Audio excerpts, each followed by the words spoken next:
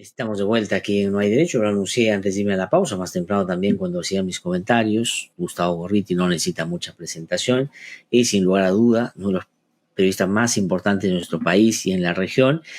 Y vamos a conversar con él de varios temas, pero vamos a iniciar con uno que, digamos, por la manera sistemática como se viene produciendo, ya refiere un armatoste mayor que hay que ir, por supuesto, develando en su real dimensión y tiene que ver con estos grupos violentos, ¿no? Que son alentados por intereses muy concretos, que por cierto les proveen de la logística y todo lo que requieren para que se vayan a acosar, hostilizar, difamar, generar discursos de odio, amenazas contra algunas personas, no cualquiera, periodistas, instituciones que hayan tenido la osadía de chocar con algún interés que ellos, por supuesto, defienden por encargo. ¿Qué cosa es lo que puede no gustarles de lo que hace Gustavo Gorriti? Pues el trabajo que desde Ir Reporteros y a través de toda su trayectoria ha desarrollado en la lucha contra la impunidad, los casos de corrupción y criminalidad organizada que ha denunciado de una manera muy consistente y que involucran a los principales líderes de algunas de las agrupaciones que auspician estos grupos violentos. Eso es, para poderlo resumir, lo que puede estar detrás de este acto sistemático. Ayer, este grupo, o uno de ellos, fue a la casa, al domicilio de Gustavo Gorriti, a hacer lo que ya sabemos hacen siempre, ¿no? Generar actos de amenaza inclusive, porque un sujeto inclusive llegó a decir que tiene Gustavo Gorriti los días contados con una clara obsesión y por supuesto vocación por la discriminación y actos contrarios a la legalidad. Gustavo, ¿cómo estás? Buenos días, gusto de saludarte esta mañana. Buenos días. Por supuesto, sumándonos como todos los que nos siguen a esta solidaridad con tu trabajo y con lo que ha pasado el día de ayer. Pero ¿cómo ubicamos este hecho concreto el día de ayer, que es parte de un escalamiento de estos actos que por supuesto llegan a su máximo de expresiones violentas verbales, pero que están metiéndose ya con agresiones de otra naturaleza? Lo de ayer fue un peldaño más en un proceso de escalada de los actos de intento de intimidación, violencia, hostigamiento, acoso, que han llevado la violencia verbal hasta sus límites mayores. En mi caso, por supuesto, no es una cosa nueva. Esta banda de lumpens ha estado en acto de hostigamiento frente a IDL Reporteros, diría yo, no menos de 20 veces. Pero lo que tuvo de especial en este caso fue de que lo han hecho en la casa, en el domicilio mismo. Es la primera vez, no que lo hacen contra un domicilio, pero sí que lo hacen contra el domicilio de un periodista. Y ayer era el día en que la pestilencia lo tuvo dedicado a la prensa, porque inmediatamente después de haber estado aullando frente a mi casa, se fueron a la de Rosa María Palacios. Se equivocaron primero de dirección. Me parece que fue la propia Rosa María la que tuvo por Twitter que decirle que estaban yendo a la casa de su hermana, y luego fueron frente a la de ella. El hecho concreto es de que, como digo, esto representa un peldaño más en la escalada de violencia que ha llegado, diría yo, a todo lo que puede dar la violencia verbal. Lo siguiente es la física. Y lo que está muy claro es que esto, aunque por momentos parece el delirio de un grupo de individuos que se ha escapado del manicomio y se ha juntado con otros que de alguna manera han mutado desde un relleno sanitario, el hecho concreto es que detrás de eso existe toda una estrategia que busca no solamente la intimidación, el hostigamiento. Intimidación, en mi caso y en el de muchos otros periodistas, están absolutamente lejos de poder obtener. Pero sí, lo que buscan es también crear una atmósfera de descrédito y de miedo, no de miedo a uno, sino del miedo que puede acompañar a otros cuando ven a una persona que está siendo consistentemente amenazada. Y en términos generales, llevar a cabo acciones erosivas de difamación, calumnia, las teorías conspirativas más dementes y extravagantes, todas las cuales al final, de acuerdo con la experiencia mundial en el tema, especialmente en lo que se refiere a ese tipo de ataques respecto al periodismo de investigación, terminan en ataques personales. Ujú. Pero aparte de que terminen en ataques personales, que digamos, eso es una línea, la línea de peligro en donde se hace el tránsito a la violencia, está el hecho de que son formas directas de llevar a cabo ataques contra el periodismo de investigación, contra la libertad de prensa, contra sobre todo la investigación de actos de corrupción de los grupos de oligarcas corruptos a quienes ellos protegen y de Ujú. quienes actúan como una fuerza de choque, digamos, de una especie de artillería de mierda, y que están dedicados a eso. Es el mismo grupo que hace un tiempo ha salido y que, digo, tiene unos 5 años, 6 años pululando en la vida nacional. Y dentro de los ataques que han hecho, no solamente son ataques que se han centrado en lo que ellos llaman la izquierda, etcétera, eh, sino también en gente que de una u otra forma estaba en contra de lo que ellos son. Por ejemplo, atacaron civilmente a Mario Vargas Llosa, a quien es difícil en este momento llamar de izquierda. Ujú. Cuando estuvo en una feria de libro, lo estuvieron siguiendo. Este criminal Maelo estuvo casi pegándole la boca en la oreja mientras aullaba todo tipo de insultos. Lo han hecho contra el expresidente Sagasti, que difícilmente se lo puede considerar de izquierda también. Lo han hecho contra Johnny Lescano, a quien golpearon en su Ujú. domicilio. De tal manera, han extendido, incluso han destruido, terminaron con una exhibición de una presentación de literatura infantil en el centro de Lima, porque alguno de los textos seguramente hería las fibras de alguno de los reaccionarios absolutos que los sustentan. Ujú. Entonces, son ellos, porque llegan y hablan de la libertad de expresión. Y lo más interesante es que hay algunos policías que no sé si es por leerlos de entendimiento, de que también dicen de que no pueden actuar en la flagrancia que estos están haciendo porque se trata de libertad de expresión. Ellos son a la libertad de expresión lo que debe ser al periodismo. Ujú. Y toda su Claramente. acción está predicada y está dirigida clara y específicamente a terminar, ahogar, sofocar, atacar la libertad de expresión. Sí. Ahora, pero como tú bien decías, Gustavo, al inicio, este no es un grupo de espontáneos que sale a expresar, digamos, con tono altisonante alguna disconformidad con alguien que no le parece está haciendo las cosas como corresponde. Es parte de Muy una sistemático. estrategia y habría que identificar quiénes están detrás. Y ahí hay dos elementos sobre los cuales te quiero preguntar.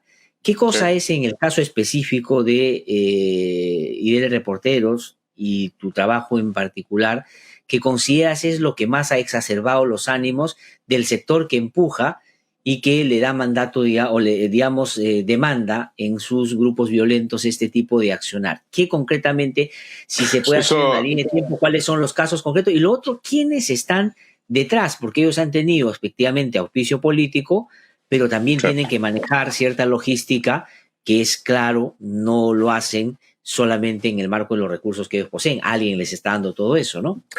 Bueno, eso realmente no requiere mayor esfuerzo.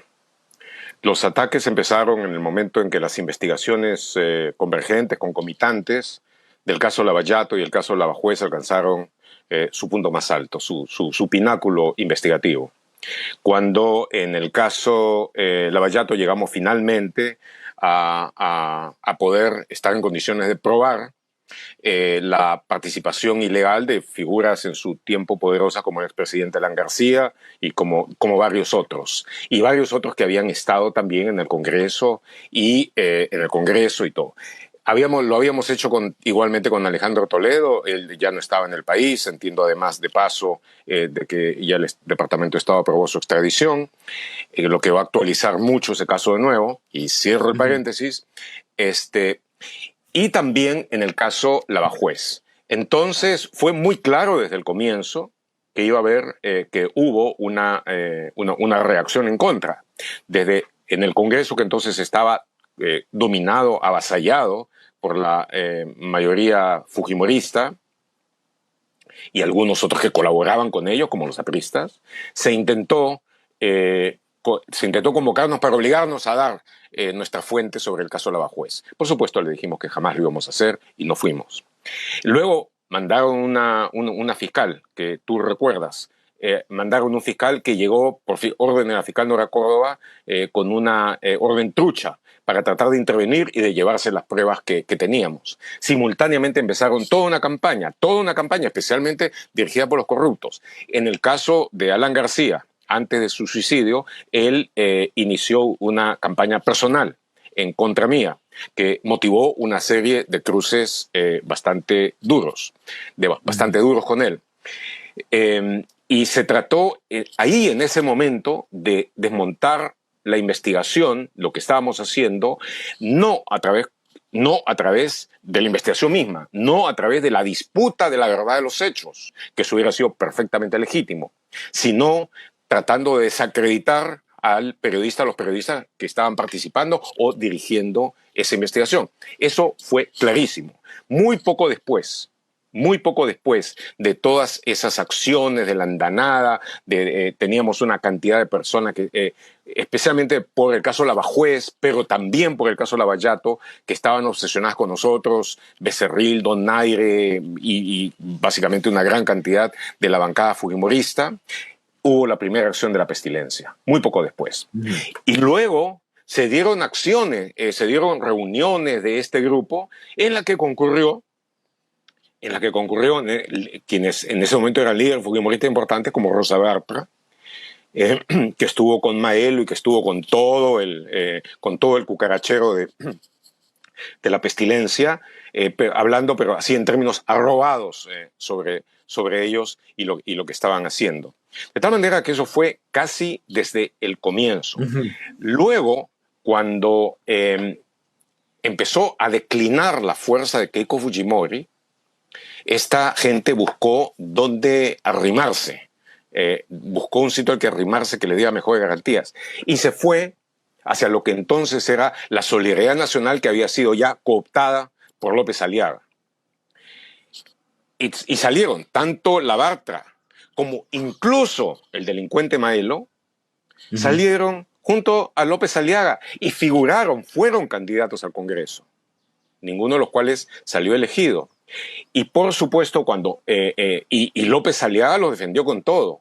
Cuando en IDL Reporteros sacamos la investigación que describía con exactitud la participación de Maelo en el asesinato de un excombatiente del CENEPA, un asesinato que fue en el que después, gracias a la intervención de toda una cantidad de individuos oscuros en el Poder Judicial, terminó en la impunidad, pero que resultó abundantemente documentado y probado.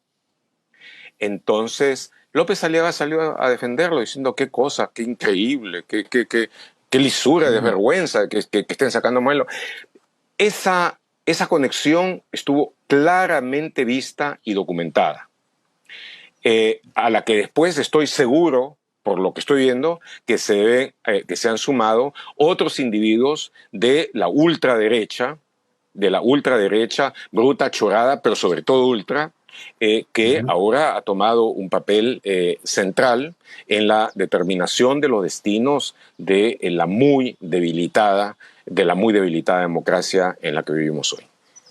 Entonces, dirías tú que lo que ha actualizado esa relación con estos sectores políticos que tú has descrito y plantea un accionar de esta naturaleza que es muy envalentonado, con una policía, yo diría, muy complaciente, tiene que ver con que el grupo que está o se siente en el poder les da ciertos niveles de protección como para actuar de esa manera. Pero ¿qué cosa es lo que ha gatillado Absolutamente. esto último? ¿Qué hechos concretos en los últimos tiempos puede haber nuevamente exacerbado el ánimo de este sector y que Es una campaña permanente, es una campaña permanente. Pero cada vez que sacamos una investigación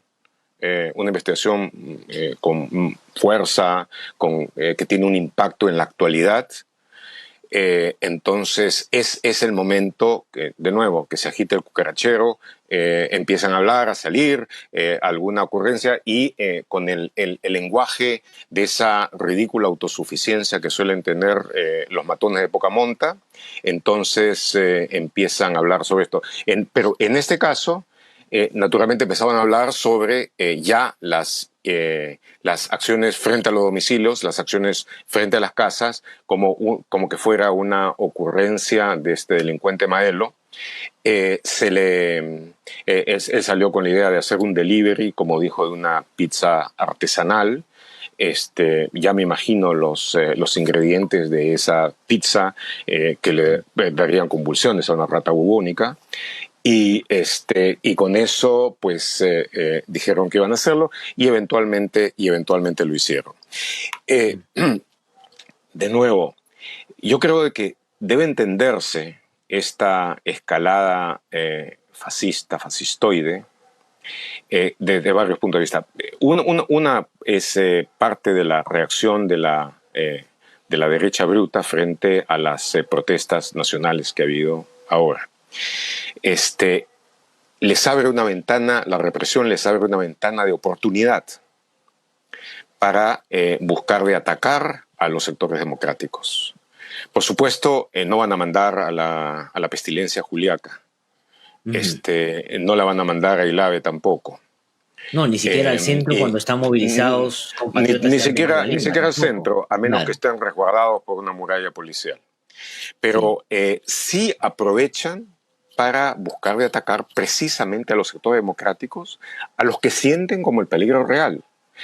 Porque el problema que hay, y creo que es muy importante que esto se entienda, lo que la historia peruana y de América Latina enseña es que cuando hay periodos relativamente prolongados de una inestabilidad semianárquica, luego viene el momento en el que entra el caudillo fuerte, el gobernante o la gobernante, generalmente es el gobernante de mano dura, que busca, que sale ante la necesidad de la gente de lograr estabilidad, una necesidad muy real y muy legítima, y aprovecha esa necesidad para establecer un gobierno autoritario o claramente dictatorial, del cual después resulta muy difícil salir. Entonces, puede ser un Correa en Ecuador, puede ser un Bukele en El Salvador, puede ser cualquiera, un Ortega en Nicaragua, pero se busca de aprovechar esa circunstancia para entrar. Eso es uno. Segundo, está el problema que no es peruano, que no es latinoamericano, es mundial, de la ofensiva, del ascenso de las derechas extremas, de las derechas neofascistas. Esto es algo que no se veía, no ocurría en el mundo desde la década de los 20 y los 30 del siglo pasado. Entonces, esta es una marea que tiene un nivel de organización, que tiene un nivel de coordinación entre sí, que comparte no solamente las coordinaciones políticas, sino también los libretos de acción, los guiones de acción que deben llevar a cabo.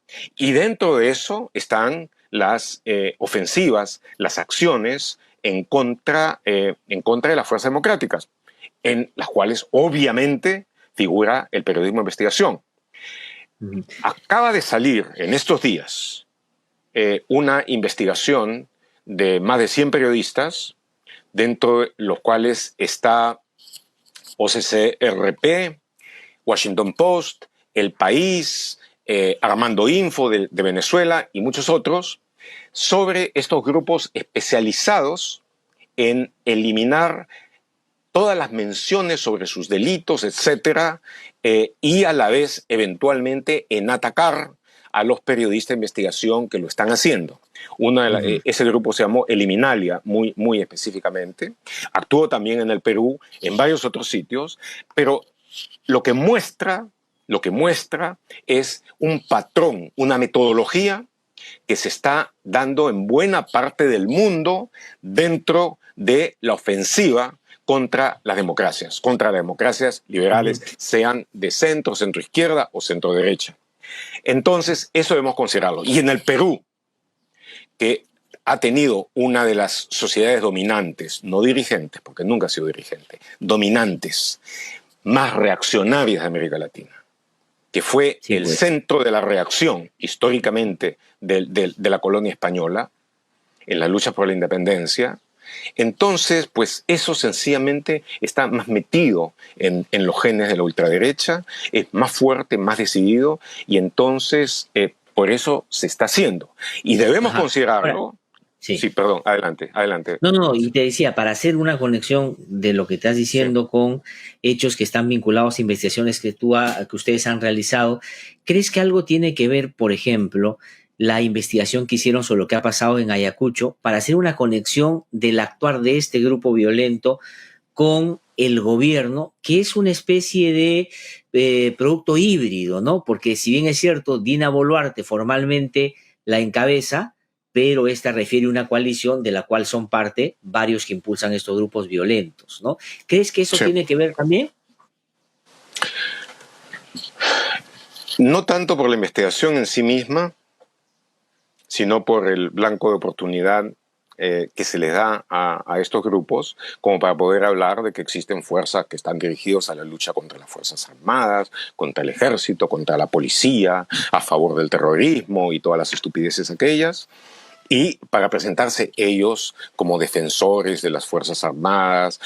Obviamente su ideal de las Fuerzas Armadas es una que estén dirigidas por un Videla o un Pinochet, o eso. Mi impresión, por lo que yo he visto, es de que la investigación que nosotros realizamos ha sido tomada con mucha serenidad por los altos mandos de las Fuerzas Armadas. Han entendido de que ahí tienen ellos sus propias investigaciones, pero de que hay ahí cosas que investigar y que ver a fondo. Y yo no creo que por el lado del comando conjunto de la Fuerza Armada y por el lado de los mejores jefes que tienen las Fuerzas Armadas haya en ese sentido un problema, porque pues, lo pueden haber entendido como es lo correcto, como el deseo precisamente de evitar excesos que van contra la misión y la función de una Fuerza Armada democrática, un Estado democrático. Pero eso es dentro de toda este arroz con mango que es el régimen actual, dentro del cual tienes un ejecutivo muy mediocre, muy mediocre, compuesto por un primer ministro que ha cambiado de nociones y principios más que los que Groucho Marx empleó en su momento para mostrar los propios, y donde, salvo excepciones honorables, la mayor parte son gente de una capacidad muy acotada. Y tienes del otro lado que además están subordinados a un Congreso, que es el que se siente en estos momentos dueño de la pelota, lo suficientemente dueño de la pelota como para mejorar sus placeres gastronómicos, pero que es la institución más despreciada en el país. O sea, tienes una institución cuyo nivel de aprobación en cualquiera de las encuestas, de las compañías de encuestas, no pasa el dígito solo. O sea, 9, 8, 7, 6%. Y esa institución, rechazada, despreciada por más del 90% de los peruanos, es la que determina el destino del país, a su manera.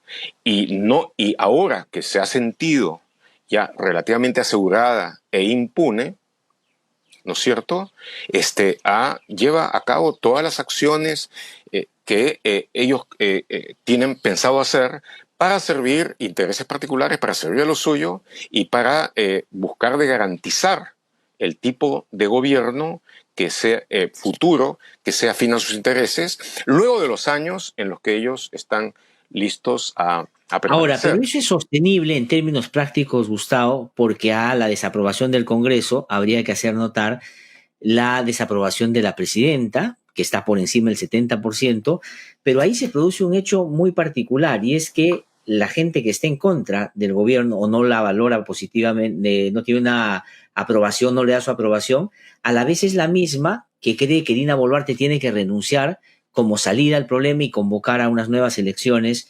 prontamente, cosa que Dina Boluarte ha negado que va a hacer y el Congreso claramente no va a hacer porque ya perdió la oportunidad que tuvo en esta legislatura. ¿Cómo se puede sostener un gobierno con esos índices de precaria legitimidad? Confían en hacerlo a través de la fuerza, confían en hacerlo poniendo toda la culpa de la inestabilidad actual a las protestas que se han dado. Y por supuesto, culpando y responsabilizando virtualmente por todo al expresidente Castillo, que obviamente tiene una cuota máxima y gravísima de responsabilidad por lo que está sucediendo. Pero sobre esa base y gracias a la ayuda que les dio Castillo en su momento, han capturado el gobierno, sienten que desde el punto de vista estrictamente formal de las leyes no tienen por qué salir y de que lo que tienen que hacer es, dado la situación de desorden que todavía existe, tapear el temporal, permanecer, buscar de que alguna recuperación económica disminuya el desagrado de la gente, y sobre todo que la fatiga de la gente ante lo que hay básicamente acepte una normalidad peor que mediocre, una normalidad sucia, eh, para lograr un cierto nivel de paz. Básicamente yo creo que eso es lo que le interesa a toda esa coalición, que tiene como uno de sus ilustres voceros al almirante Alfalfa.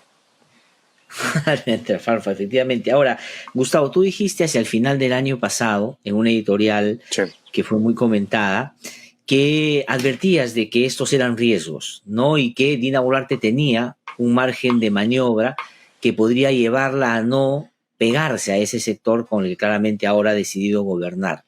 ¿Tú crees que ha entrado ya a una especie de la perspectiva política, punto sin retorno? Habida cuenta, no solo está empeñada ese sector, que es el único que la respalda, pero además tiene que responder por presunta violación de derechos humanos y otros casos que se derivan de ello. O sea, ¿cómo ves en perspectiva, más allá de lo que crees que ellos están pensando, a este gobierno? ¿Ya es un gobierno que decidió ir por esa línea y tiene que asumir todas sus consecuencias? ¿O crees tú, posibilidades de que pueda matizar por lo menos lo que la coyuntura presenta?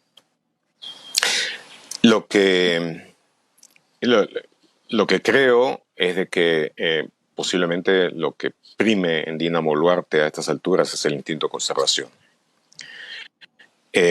Me imagino de que piensa, y se lo habrán dicho y reiterado, de que si renuncia, lo siguiente va a ser vivir bajo un paraguas de acusaciones, investigaciones fiscales y la posibilidad de terminar en la cárcel. Entonces, ese es un aliciente poderoso para no tratar de salir, para tratar de no salir de Palacio de Gobierno. Eso es uno. Por supuesto, de que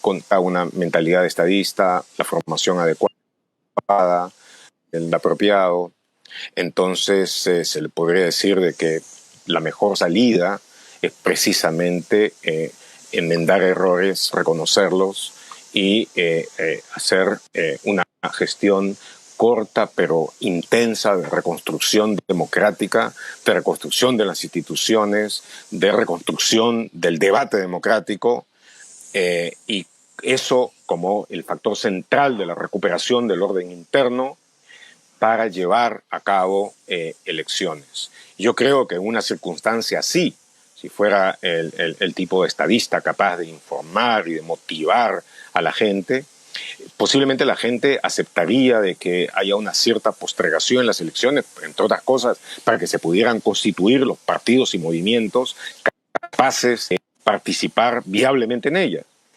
Pero yo no creo que eso Pero vaya a no es, suceder. ¿no? Que, No no, es, no, ¿no? Dina eso Boluarte eso, no, no no. está en, no está en ella eso, y creo que eso no va a suceder. De tal manera de que vamos a entramos en un periodo sucio, va a ser el de la estabilidad sucia, la normalidad sucia, y dentro de lo cual el gran desafío para la sociedad civil, el gran desafío para la mayoría de los peruanos, que pese a toda la vida creen firmemente todavía que la democracia es el único sistema que debe regir en el Perú. Entonces, lo que tienen que hacer en este momento la sociedad civil es reconstruir la fuerza democrática, reconstruir a aquellos grupos y partidos y movimientos que van a participar en eso, volver a ganar la calle para las fuerzas democráticas y hacerlo con toda claridad. Cosa que dentro de las protestas que ha habido en todo el Perú no se ha visto con claridad. Porque, digamos, son protestas en las que es una especie de coalición de descontentos, en las que hay absolutamente de todo y donde no prima la vocación democrática. Yo creo que eso hay que verlo con claridad para saber cómo reformarlo y manejarlo. Porque si va a ser de que la lucha va a ser entre una especie de caudillaje de una izquierda medio primitiva y demagógica, desde las regiones y todo eso, y que se va a mezclar eventualmente también con cuestiones raciales y todo lo demás, y con una ultraderecha descerebrada y que solamente piensa en el uso de la fuerza para mantener la legalidad e incluso las actividades económicas protegidas por ella, pues entonces eso va a significar lo que ha estado significando, que todo el centro democrático se viera angostando hasta el momento de llegar a una gran debilidad. Ese es el gran peligro que se afronta ahora. Sí, pues no, y efectivamente creo que eso es lo que ha sucedido. Ahora, ha desbordado inclusive a los que en ese escenario turbulento de manera pretenciosa querían, iban a canalizarlo a su favor, ¿no? Tipo Antauro, Humala, que ha sido Sí, sobrepasado inclusive por la movilización. Recuerda que lo han totalmente. votado en manifestaciones, inclusive por decir que está de acuerdo con la sucesión que hizo Dina Boluarte, ha terminado siendo señalado como un traidor. O sea, es decir, hay una fuerza que es valiosa detrás de la movilización, que es un país que por supuesto reclama, pero mal conducido en términos del ejercicio del poder puede terminar siendo una afectación seria al sistema democrático, ¿no? Y ahora, Así es, lo que, no tiene una para conducción terminar, clara, sí. sí, para eso para terminar, Gustavo, pero entonces, ¿hacia dónde va tú? Lo que dices es, Dina Boluarte debería que renunciar y procurar adelantar las elecciones, porque es lo único que podría generar eso como consecuencia, porque ya el Congreso claramente ha decidido no ir por el adelanto. ¿Tú crees que esa es la fórmula? Que Dina Boluarte renuncie, que se den nuevas elecciones y que, digamos, dentro de lo que hay se puede escoger, porque me da la impresión que reformas no van a haber antes de las próximas elecciones. Lo que va a haber son contrarreformas. Lo que va a haber Claramente. son contrarreformas. Pero, y lo que yo me temo que sucedería con una renuncia ahora de Dina Boluarte, de que correríamos el riesgo de que la oferta electoral para las próximas elecciones sea entre fuerzas, uno, absolutamente impreparadas para el gobierno, de una demagogia ramplona y básica, y en segundo lugar, sobre todo, no democráticas. Ujú. Y que con esas elecciones difícilmente termináramos mejorando la calidad de la representación nacional. El otro problema sería si es que se da esa insistencia, que a mí me resulta poco comprensible, sobre todo de la izquierda, en una nueva asamblea constituyente, que es cuyo único final posible sería el de terminar no con una constitución dinámica y viable, sino con una lista de deseos, como ha sido el caso de buena parte de las constituciones anteriores en la turbulenta historia de constituciones que hemos tenido.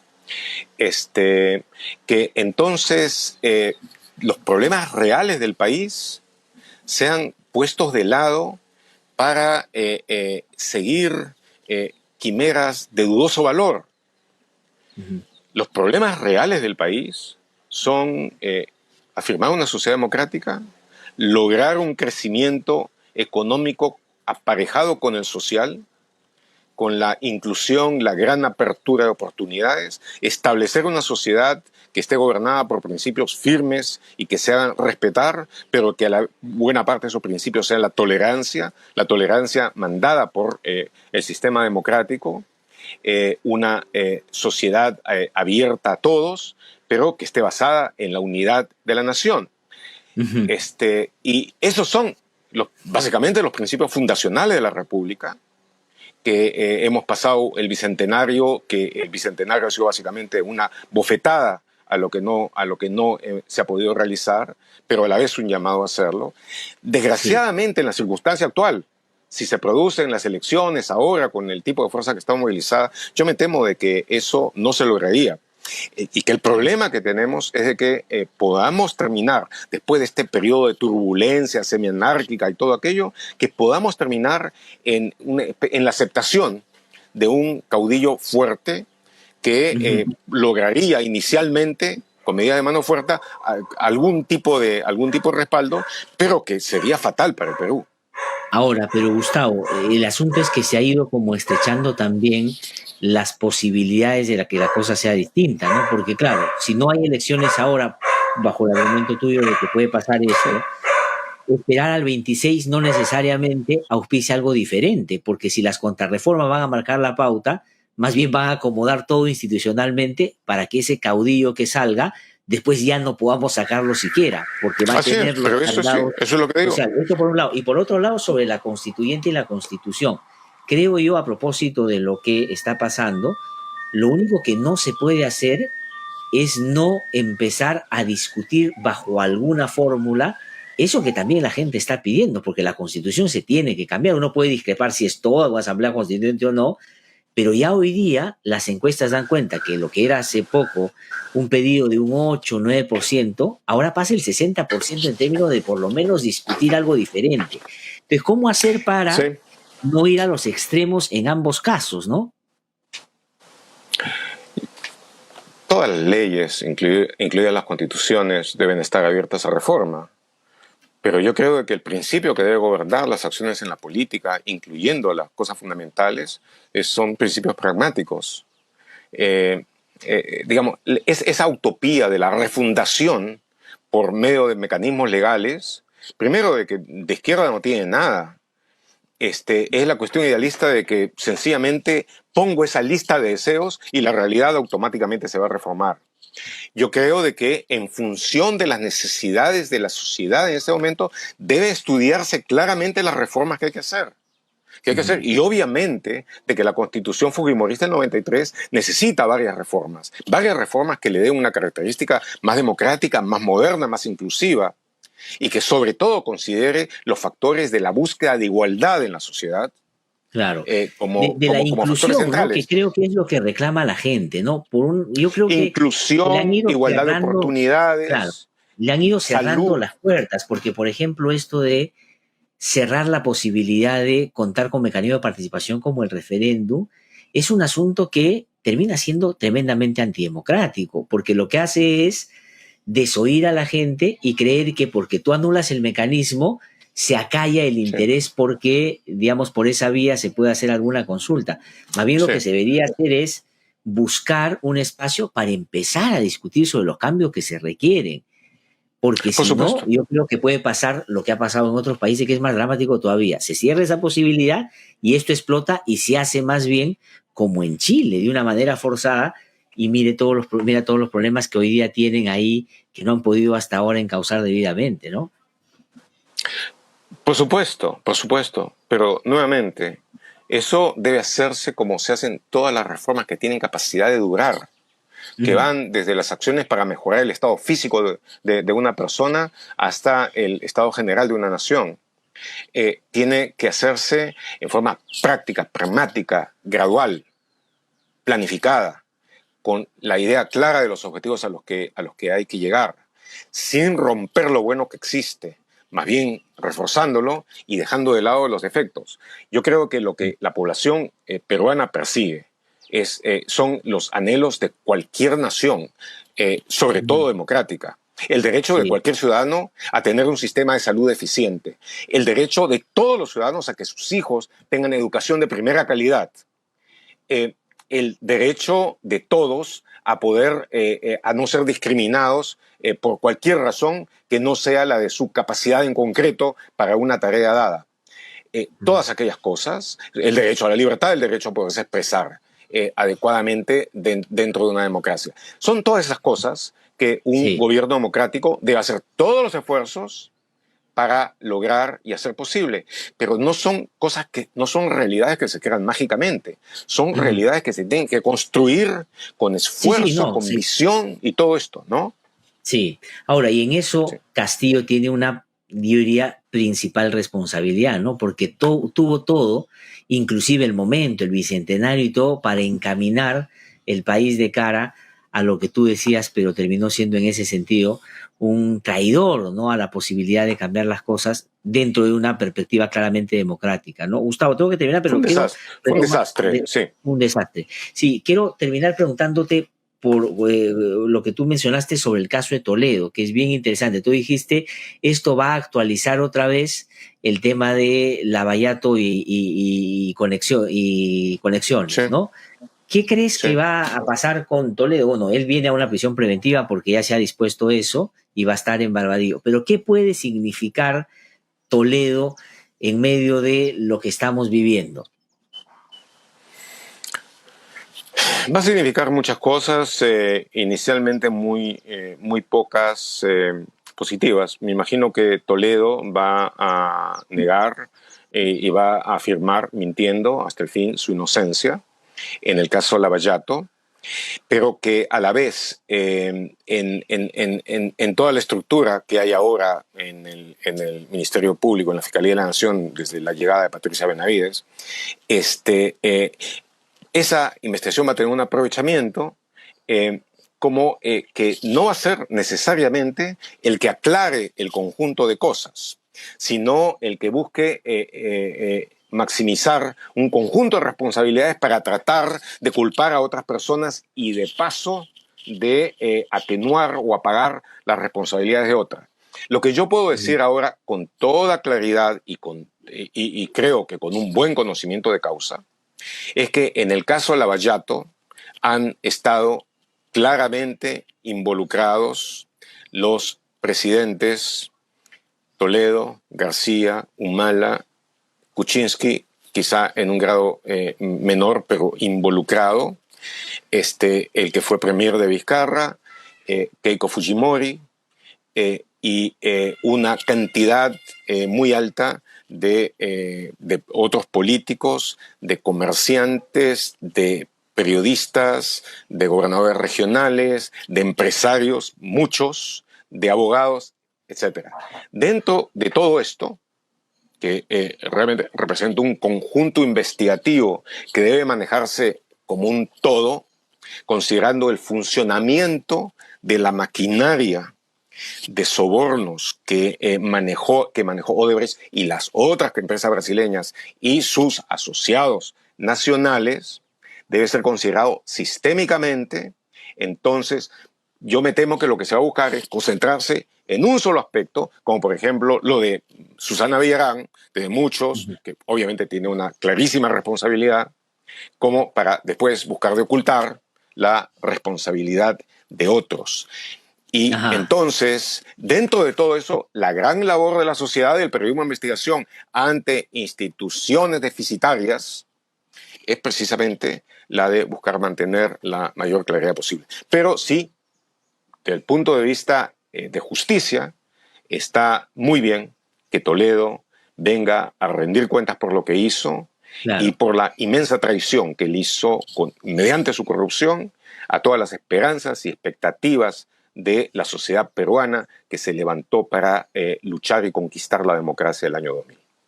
Sí, pues lo que podría ser efectivamente, como tú dices, otra vez la puesta en escena del caso Lavallato podría terminar siendo el pretexto para centrarse en Toledo, como se hizo en su momento cuando se luchó contra la corrupción del poder de Castillo, desatendiendo, Sí. entre otras cosas, el caso Lavallato, porque nunca se le vio a la fiscal de la Nación salir públicamente, por ejemplo, expresar su respaldo al equipo Lavallato cuando estaba en riesgo la colaboración inclusive con Brasil.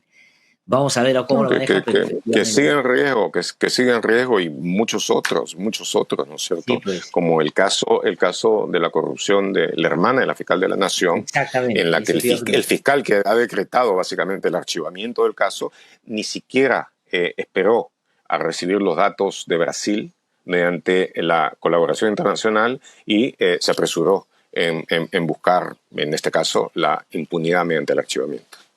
No, y el archivamiento se lo está pidiendo a un juez que a su vez él investiga, lo que evidencia un Que a claro su vez él conflicto de investiga intereses. lo que, por supuesto, es una situación potencialmente extorsiva, un conflicto de intereses, y lo interesante es de que no hay ninguna reacción, ni de la Junta Nacional de Justicia, ni del propio Poder Judicial, ni nada, lo que te indica definitivamente el grado de anormalidad en el que vivimos ahora. Sí, pues, que van a tratar de convertirlo en la normalidad, como tú dices, pues con estos riesgos que has advertido. Gustavo, muchísimas gracias por haber conversado esta mañana con nosotros. Sí. Vamos a seguir, es lo que toca, por cierto. Y bueno, digamos, circunstancias difíciles y antes hemos sobrellevado, habrá que seguir peleando porque esta también sea una de ellas, ¿no? Que hay que Así evitar que el es. riesgo mayor se materialice. Un fuerte abrazo. Muchísimas gracias, Gustavo. ¿Ah? Abrazo también. Muy Hasta amable, luego. gracias. Un gusto como siempre. Gustavo Gorriti, director de IEL Reporteros, ha conversado con nosotros, como es cada vez que lo tenemos aquí en el programa, inevitable. Hay que consultarle por varios temas donde sus apreciaciones son de los más interesantes y diría yo, además importantes. Suscríbete a nuestro canal de YouTube, búscanos como IDL Radio y activa las notificaciones para ver No hay Derecho en Vivo.